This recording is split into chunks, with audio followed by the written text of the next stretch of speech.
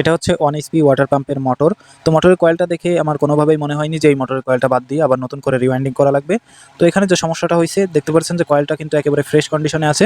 তারপরেও এই কয়েলটাকে বাদ দিয়ে আবার নতুন করে কয়েল বাদাই করতে হবে। তো কী কারণে কয়েল বাদাই করতে হবে সেটা আপনাদেরকে একটু দেখিয়ে দেই।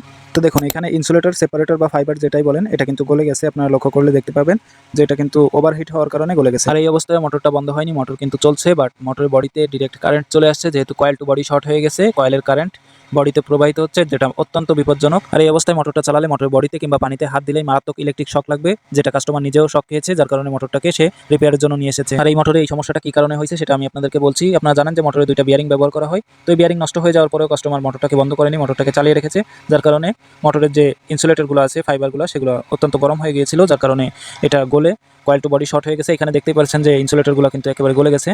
এখানে একটু লক্ষ্য করলে আমি আপনাদেরকে জুম করে দেখানোর চেষ্টা করছি, আপনারা দেখে নেবেন যে এটা কিন্তু কয়েল টু বডি শর্ট হয়ে গেছে, but coil to coil short হয়নি, যার কারণে মোটরটা এখনো চলছে। তো আমি আপনাদেরকে বলবো, আপনাদের যাদের বাসাবাড়িতে এই ধরনের মোটর আছে আপনারা সবসময় খেয়াল রাখবেন যে মোটরটা স্মুথলি চলছে কিনা এবং মোটরে কোনো বাজে সাউন্ড আছে কিনা। যদি কোনো বাজে সাউন্ড আসে তাহলে আপনারা বুঝে নেবেন যে মোটরের বিয়ারিংয়ে কোনো ধরনের সমস্যা হতে পারে। তো সেক্ষেত্রে আপনারা যে কোনো সার্ভিসিং সেন্টারে নিয়ে এটাকে রিপেয়ার করে নেবেন।